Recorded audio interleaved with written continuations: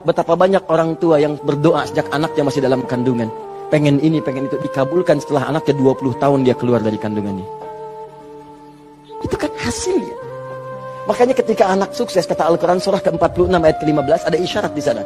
Kalau Anda sukses, jangan menilai dulu kesuksesan itu adalah hak Anda, kewajiban Anda, atau atas jasa Anda. Barangkali Anda cuma 30%, 70%-nya ibu yang dulu pernah menangis di keheningan malam.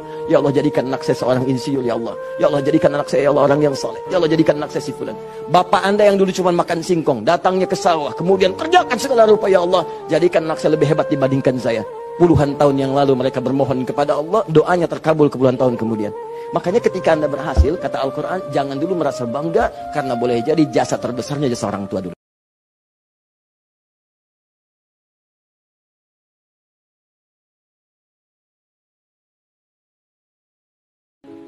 Tapi kalau Allah sudah menyebutkan Anda baik, maka semuka langit dan bumi akan berkata Anda yang terbaik. Dan jika seseorang diinginkan oleh Allah berubah jadi orang baik, perhatikan kalimat Nabi-Nya, yufaqihu fiddin.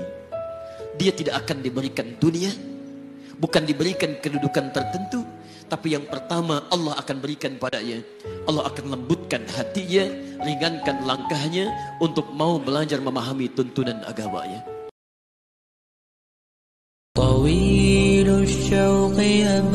Kita tidak paham sebetulnya kehidupan kita itu untuk apa. Mau kemana hidup ini, mau diarahkan kemana, apa yang mau kita capai. Karena itulah kemudian ketika kita terlahir dengan serta-merta kelahiran kita, Allah sudah menegaskan arah hidup kita itu mesti ke sini.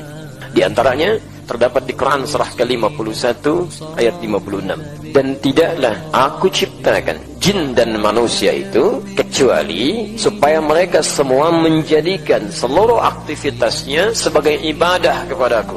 Jadi kata Allah, tujuan hidup kita itu nggak ada yang lain kecuali cuma ibadah. Makannya ibadah, minumnya ibadah, tidurnya ibadah, kerjanya ibadah, segalanya.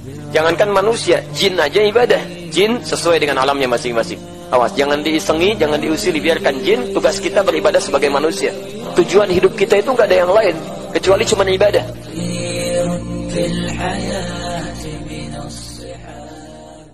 Hati-hati, kata Allah, wa jannatin, tempat kita bukan di sini, tempat kita tuh di surga. Di akhirat itu cuma sementara.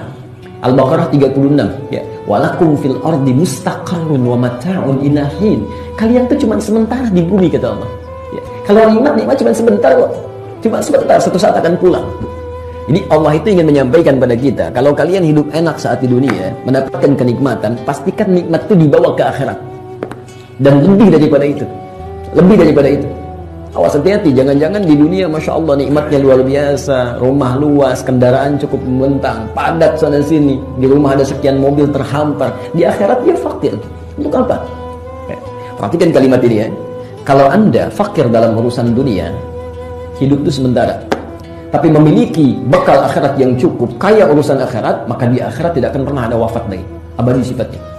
Jadi kalau fakir di dunia, begitu Anda meninggal, selesai, kefakiran tuntas.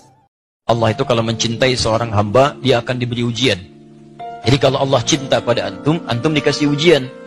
Ya, ingat baik-baik gitu. Jadi kalau sedang dapat ujian, berarti antum sedang cintai oleh Allah Subhanahu wa Ta'ala. Pertanyaan saya begini, antum ingin dicintai Allah atau tidak? Tolong angkat tangan yang ingin dicintai Allah. Nah, artinya kalau sedang dapat ujian, antum jangan mengeluh. Katanya ingin dicintai Allah. Begitu Allah turunkan cintanya, antum marah-marah. Ya. Ya Allah, tolong turunkan cintamu, kasih musibah. Ya Allah, kenapa saya? Katanya minta, tapi dikasih nolak, gitu kan? Nah, dan di balik ujian itu ada pahala. Kalau nggak ada ujian, nggak akan ada pahala.